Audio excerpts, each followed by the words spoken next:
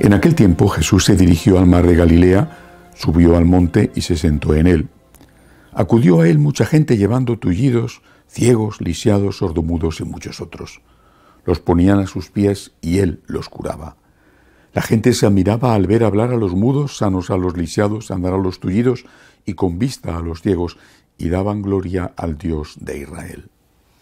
Jesús llamó a sus discípulos y les dijo: «Siento compasión de la gente, porque llevan ya 3 días conmigo y no tienen que comer, y no quiero despedirlos en ayunas, no sea que desfallezcan en el camino».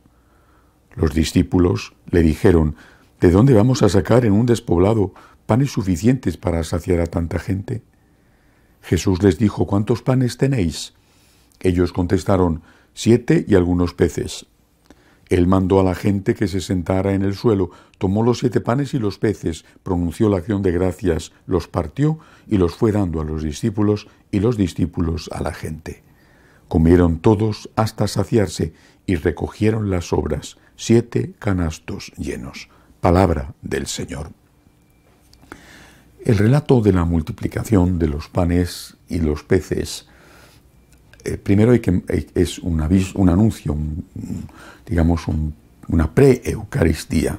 El Señor nos da de comer con el pan, en este caso con el pan y el pescado, con el pan y el vino, nos da de comer un alimento que sacia el alma, que no es un alimento que termina en el propio cuerpo, que nos lleva como una especie de ascensor, nos lleva a la vida eterna, haciendo que vivamos ya una parte de esa vida eterna, una parte del cielo en la tierra.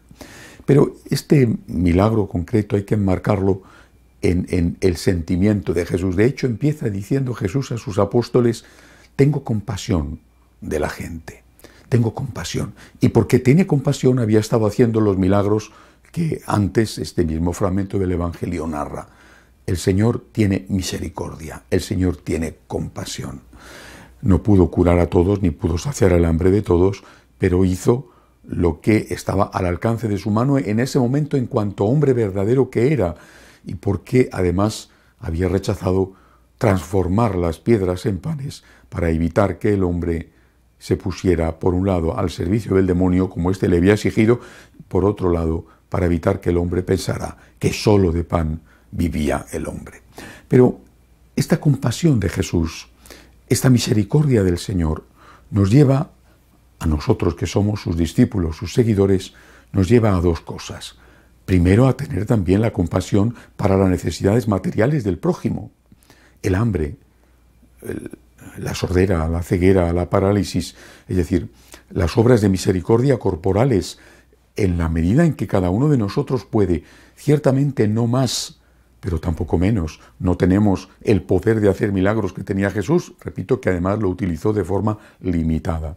No podemos resolver los problemas del hambre en el mundo, de las guerras, de las injusticias, de las torturas que sigue existiendo. No podemos. Lo que tenemos que hacer es hacer lo que podemos hacer. Eso sí, tenemos el deber de hacerlo. Hacer lo que puedes, todo lo que puedes, nada más que lo que puedes. Pero eso sería con respecto a las obras de misericordia corporales. Y estamos olvidando que hay otras obras de misericordia, que son las obras de misericordia espirituales.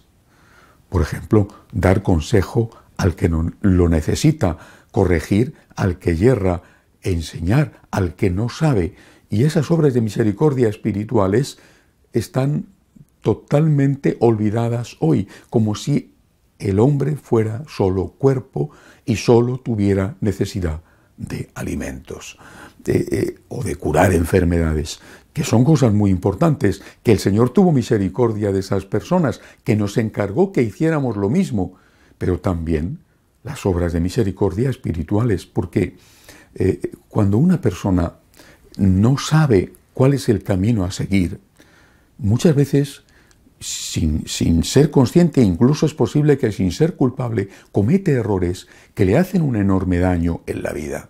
Saber distinguir el bien del mal puede ser que no sea suficiente, pero es desde luego necesario. Necesario para hacer el bien y para evitar el mal. Puede ser que sabiéndolo aún así cometas el mal, pero si no lo sabes, es muy probable que cometas el mal y tendrás que pagar las consecuencias.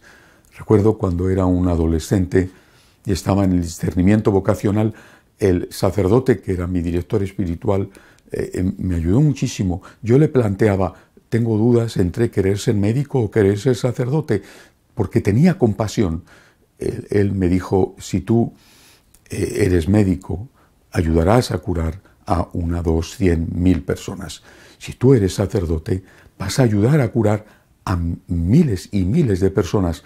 Si tú eres sacerdote, vas a ayudar a que Cristo, el Cristo médico, el Cristo que sana, cure a miles de personas. Y me preguntó, ¿qué es mejor? ¿Dar un pedazo de pan o enseñar a ganarse el pan? Dar un pedazo de pan sacia el hambre un rato. Enseñar a ganarse el pan hace que esa persona sea capaz de vivir por sí misma sin estar pendiente de la limosna. Es decir, curar es muy importante. Curar el alma es más importante porque de las enfermedades del alma derivan también, no todas por supuesto, pero sí muchas de las enfermedades del cuerpo, y desde luego derivan la mayor parte de los problemas y de los sufrimientos que tiene el hombre.